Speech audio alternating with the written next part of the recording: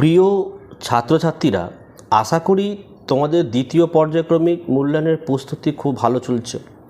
আজকের এই ভিডিওটি তোমাদের জন্য অত্যন্ত গুরুত্বপূর্ণ হতে চলেছে, কারণ আজকে আমরা আলোচনা করব ষষ্ঠ শ্রেণীর ভূগোলের দ্বিতীয় পর্যায়ক্রমিক মূল্যায়নের একদম আসল স্কুলের পরীক্ষার প্রশ্নপত্র নিয়ে। দেখো, শুধু প্রশ্ন নয়, প্রতিটা প্রশ্নের উত্তর আমি একদম সহজভাবে তোমাদেরকে বুঝিয়ে দেব। ঠিক আছে?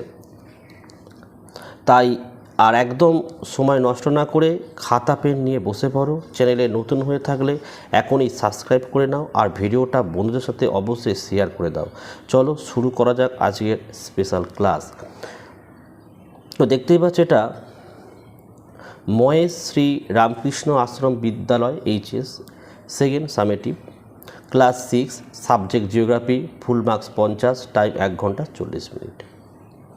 প্রথমে 10খানা এসিকিউ টাইপের কিন্তু প্রশ্ন দিয়েছে, উত্তরগুলো আমরা বুঝব। চলো, 1 নম্বরের প্রশ্ন, মহাদেশ সঞ্চরণ তত্ত্বের উদ্ভাবককে কী লিখবে? আলফ্রেড ওয়েগনার, এটুকুনি লিখলেই হবে।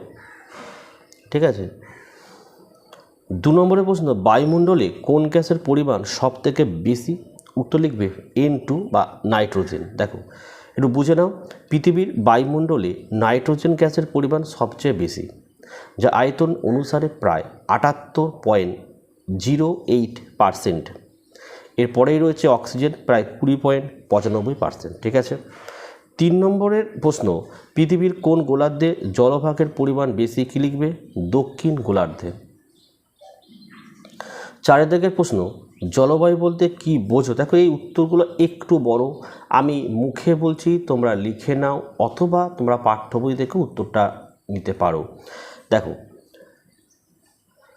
কোনো একটি নির্দিষ্ট অঞ্চলের সাধারণত 30 থেকে 35 বছরের আবহাওয়ার গড় অবস্থাকে জলবায়ু বলা হয়। ঠিক আছে, এটাই তোমাদের পাঠ্য বই কিন্তু লেখা রয়েছে।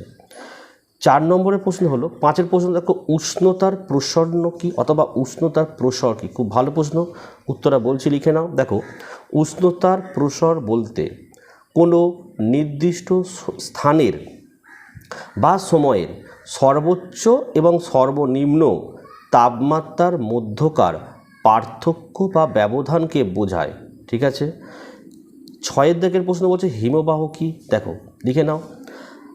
মাধ্যাকর্ষণ শক্তির টানে ভূপৃষ্ঠের ওপর দিয়ে ধীর গতিতে চলন্ত বিশাল বরফের স্তূপকে হিমবাহ বলে। 7 প্রশ্ন, বায়ুমণ্ডল বলতে কি বোঝো? লিখে নাও।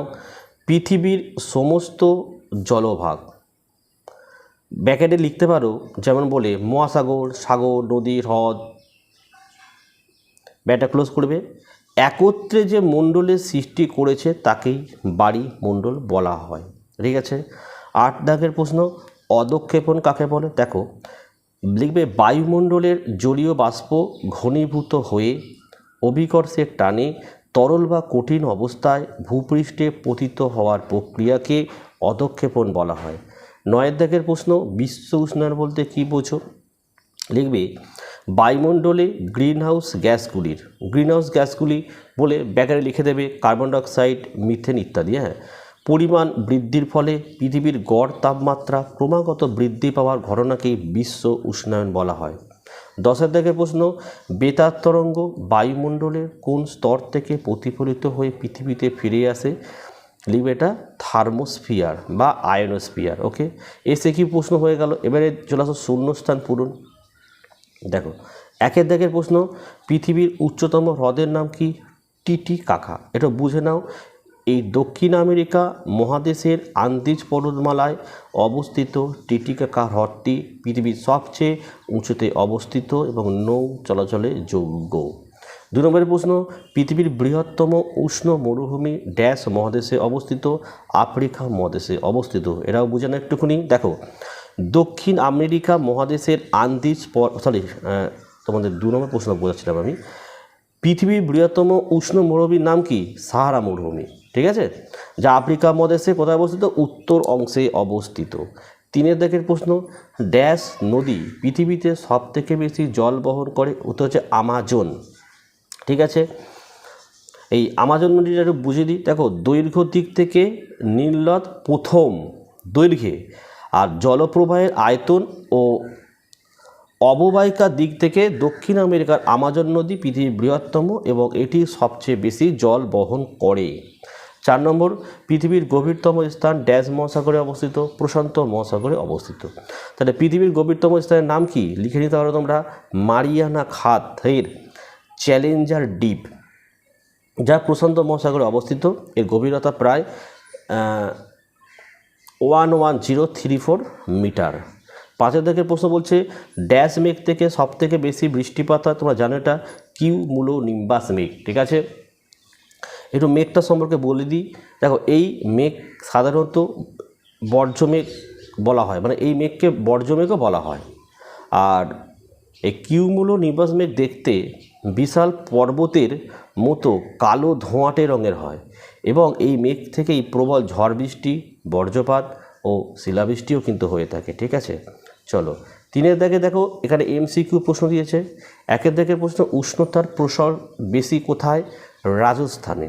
ঠিক আছে, কেন? দেখো রাজস্থান হচ্ছে একটি মরু অঞ্চল, বালির দ্রুত তাপ গ্রহণ ও বর্জন করার ক্ষমতার কারণে এখানে দিনে প্রচণ্ড গরম এবং রাতে বেশ ঠান্ডা থাকে, ফলে সর্বোচ্চ সর্বনিম্ন তাপমাত্রার পার্থক্য এখানে সবচেয়ে বেশি থাকে। ঠিক আছে, 2 দাগের প্রশ্ন পশ্চিমবঙ্গের আবহাওয়া দপ্তরটা কোথায় অবস্থিত, আলিপুরে অবস্থিত। এটা কোথায়, কলকাতার আলিপুরে। পশ্চিমবঙ্গের প্রধান আবহাওয়া পর্যবেক্ষণ কেন্দ্র ও আঞ্চলিক আবহাওয়া দপ্তর অবস্থিত।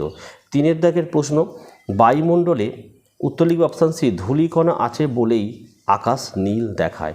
তা কেন নীল দেখায় একটু বুঝিয়ে দিই। দেখো বায়ুমণ্ডলে ভেসে থাকা সূক্ষ্ম ধূলিকণা ও গ্যাসের অণুগুলোর ওপর সূর্যের আলো পড়লে আলোর বিচ্ছুরণ ঘটে। যেহেতু নীল রঙের তরঙ্গদৈর্ঘ্য কম, তাই নীল আলো চারদিকে সবচেয়ে বেশি ছড়িয়ে পড়ে এবং আকাশকে নীল দেখায়। 4 দাগের প্রশ্ন উচ্চতা বৃদ্ধির সঙ্গে সঙ্গে বায়ুর চাপ কী হয়, কমতে থাকে। মানে ভূপৃষ্ঠের কাছাকাছি বায়ুর ঘনত্ব এবং পৃথিবীর মাধ্যাকর্ষণ টান সবচেয়ে বেশি থাকে।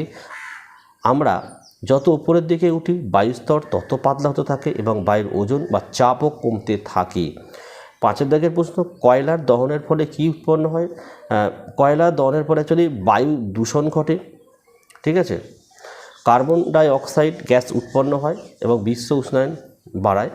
তো অপশান দেখে নাও, এখানে কার্বন ডাই অক্সাইডটা লিখে দিলে। ঠিক আছে, এবার দেখো 4 দাগের পার্থক্য লেখো, আবহাওয়া, জলবায়ু, পরিচালন, বৃষ্টিপাত ও শৈলগ্র বৃষ্টি। খুব ইম্পর্টেন্ট প্রশ্ন, কিন্তু লিখে নাও। আর এখানে একটা বাম দিকের সাথে ডান দিক মেলানো দিয়েছে। ঠিক আছে,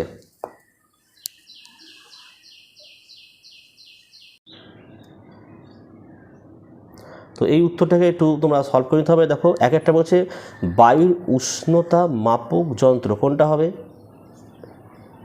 এই অপশান তোমরা সি লিখবে। ঠিক আছে, চলো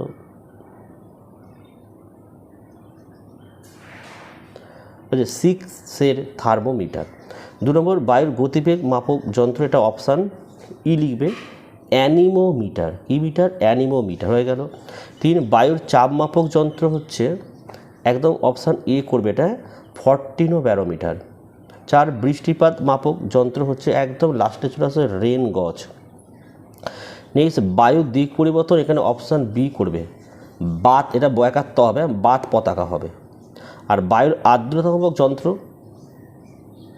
ডি করবে হাইগ্রোমিটার। দেখো এই ছকটা খুব গুরুত্বপূর্ণ এবং এই ছক থেকে প্রচুর প্রশ্ন কিন্তু তোমরা এমনি কমন পেয়ে যাবে। ঠিক আছে, নেক্সট দেখো 2 নম্বরে 5টি প্রশ্নগুলো দেখো এবং পাঠ্য বই থেকে উত্তরগুলো রেডি করো। দেখো 1 জলবায়ুর উপাদানগুলি কী কী, 2 মহাদেশ সঞ্চরণ তত্ত্ব কী, আর পরিচালন বৃষ্টিপাত বলতে কী বোঝো। 3 বায়ুমণ্ডলের থার্মোস্ফিয়ার স্তরটি সংক্ষিপ্ত পরিচয় দাও। 4 পৃথিবীর 2 গোলার্ধে জলভাগ ও স্থলভাগ বন্টনের সংক্ষিপ্ত পরিচয় দাও। 5 আকাশ মেঘলা থাকলে রাতের আবহাওয়া কেমন থাকে এবং কেন।